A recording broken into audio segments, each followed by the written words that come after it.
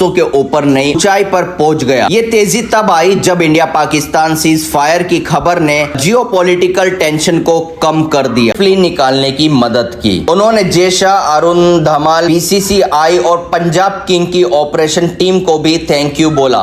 उन्होंने लिखा, भाई अगर अपने देश के साथ खड़े रहने का मतलब फॉलोवर खोना है तो ये भी मंजूर है। लड़ाई के बाद नींद में ही दम तोड़ा। जेम्स सिर्फ मूवी ही नहीं बल्कि स्माश हिट म्यूजिक वीडियो, अगर ये सीज फायर ना होता तो मैसिव कैजुअलिटी हो सकती थी। उन्होंने एडवाइजर है, चाइना को क्लियर किया कि इंडिया जंग नहीं चाहता। उन्होंने बोला कि डायलॉग और रिस्ट्रेंट ही हमारा रास्ता है। मारने से मना कर दिया और कहा जाके उनको बता। इस पर बच्चन साहब को अपने बाबूजी की कविता याद आई। हेलो दोस्तों, कैसे आप सब? वन वे खबर में आपका स्वागत है। सो गाइस, अब बात करते हैं सेंसेक्स के जबरदस्त उछाल की। आज सुबह सेंसेक्स में लगभग 2300 पॉइंट जबरदस्त जंप लगाया और 81,700 के ऊपर नई ऊंचाई पर पहुंच गया। ये तेजी तब आई जब इंडिया पाकिस्तान सीज फायर की खबर ने जियोपॉलिटिकल टेंशन को कम कर दिया। इसके अलावा पॉजिटिव ग्लोबल क्यूज और सॉवरेन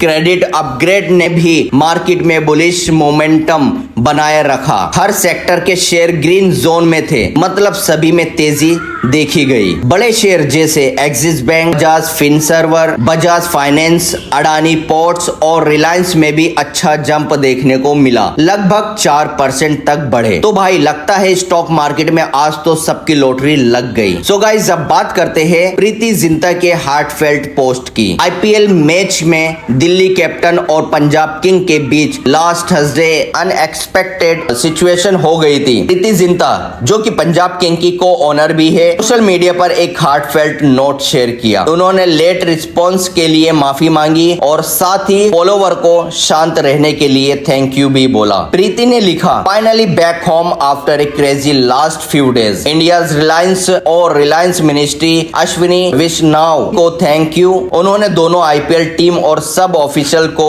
धर्मशाला से सेफली निकालने की मदद की। उन्होंने जय शाह, अरुण धमाल, बीसीसीआई और पंजाब किंग की ऑपरेशन टीम को भी थैंक यू बोला, जो इक्वेशन को सेफ और ऑर्डिनरी बनाने में मदद कर रहे थे। धर्मशाला स्टेडियम में जो लोग थे पैनिक ना करने के लिए अप्रिशिएट किया। प्रीति ने यह भी क्लियर किया कि पिक्चर ना खिंचवाने की वजह सिर्फ सेफ्टी थी। उनका कहना था कि उस टाइम सबको सेफ रखना उनकी प्रायोरिटी थी। तो भाई प्रीति ने अपनी जिम्मेदारी पूरी तरह निभाई और सबको सेफ रखने पर फोकस किया। सो गाइस, अब बात करते हैं भुवन बाम के एकदम दिल जीतने वाले जवाब की। कुछ दिन पहले एक फॉलोवर ने भुवन बाम को बोला, बीबी मैं तुम्हें अनफॉलो कर रहा हूँ। इस पर भुवन ने एकदम पैट्रियोटिक और सिंपल जवाब दिया। उन्होंने लिखा, भाई अगर अपने देश के साथ खड़े रहने का मतलब फॉलोवर खोना है तो ये भी मंजूर है।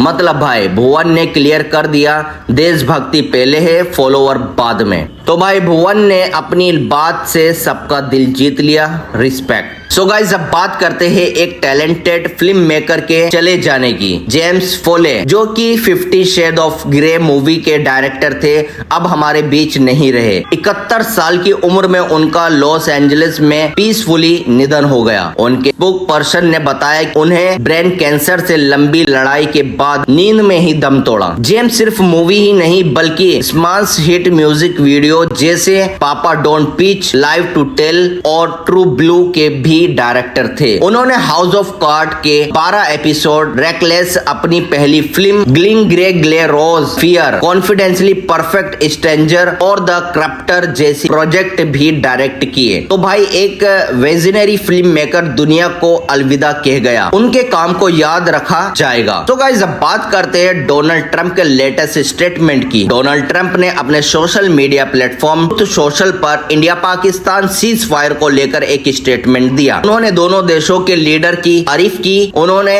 हॉस्टिलाइज खत्म करने का फैसला लिया। ट्रंप ने कहा कि अगर ये सीज फायर ना होता तो मैसिव कैजुअलिटी हो सकती थी। उन्होंने ये भी बताया कि यूएसए ने इस एग्रीमेंट में मदद की। ट्रंप ने ये भी अनाउंस किया कि अमेरिका इंडिया और पाकिस्तान के साथ ट्रेड बढ़ाने की प्लानिंग कर रहा है। साथ ही उन्होंने ये भी बोला कि वो कश्मीर इशू का सॉल्यूशन ढूंढने में दोनों देशों के साथ मिलकर काम करेंगे। उन्होंने अपनी पोस्ट में लिखा, मुझे गर्व है कि यूएसए ने आपको इस हिस्टोरिक और ह्यूरिस्टिक डिसीजन तक पहुंचाने में मदद की। मैं आप दोनों के साथ मिलकर ये दिखाऊंगा कि क्या 1000 साल बाद कश्मीर पर कोई सॉल्यूशन निकल सकता है। तो भाई लगता है ट्रम्प साहब ने शांति और ट्रेड पर फोकस करने का मन बना लिया है। तो गाइस अब बात करते हैं अजीत डोवल और चाइना के बीच हुई बातचीत की। अजीत डोवल जो कि इंडिया के नेशनल सिक्योरिटी एडवाइजर है, चाइना को क्लियर किया कि इंडिया जंग नहीं चाहता। उन्होंने बोला कि डायलॉग और रिस्ट्रेंट ही हमारा रास्ता है, लेकिन काउंटर टेररिज्म एक्शन लेना जरूरी है। दूसरी तरफ चाइना ने टेरर अटैक की निंदा की और दोनों देशों यानी इंडिया और पाकिस्तान से शांति बनाए रखने की अपील की। चाइना ने कहा कि नेगोटिएट और लास्टिंग सीज फायर ही बेहतर रास्ता है। तो भाई इंडिया ने अपनी पोजीशन क्लियर कर दी और चाइना ने भी शांति की बात की है। तो गाइस अब बात करते हैं अमिताभ बच्चन के लेटेस्ट सोशल मीडिया पोस्ट की। अमिताभ बच्चन ने आज अपनी सोशल मीडिया पर एक भारी भड़कम पोस्ट किया जो बहुत इमोशनल और पावरफुल है। उन्होंने एक कहानी बताई जो ऑपरेशन सिंदूर से जुड़ी हुई है। पोस्ट में उन्होंने एक दर्दनाक वाक्य बताया। एक राक्षस ने एक मासूम पति पत्नी को बाहर खींचा, पति को नंगा कर दिया और फिर गोली मार दी, जबकि पत्नी रोकर उसकी जान की भीख मांग रही थी। राक्षस ने पत्नी को मारने से मना कर दिया और कहा जाके उनको बता। इस पर बच्चन साहब को अपने बाबूजी की कविता याद आई जिसमें एक लाइन थी, ए चिता की राख कर में मांगती सिंदूर दुनिया। और फिर उन्होंने कहा तो उन्होंने दे दिया सिंदूर, ऑपरेशन सिंदूर। पोस्ट में आखिर में उन्होंने अपनी आर्मी को सल्यूट किया और लिखा, जय हिंद की सेना। तू ना थमेगा कभी, तू ना मुड़ेगा कभी, तू ना झुकेगा कभी। कर शपथ कर शपथ कर शपथ, अग्निपथ अग्निपथ अग्निपथ। वीडियो अगर अच्छी लगी हो तो लाइक शेयर और सब्सक्राइब करके जरूर जाना।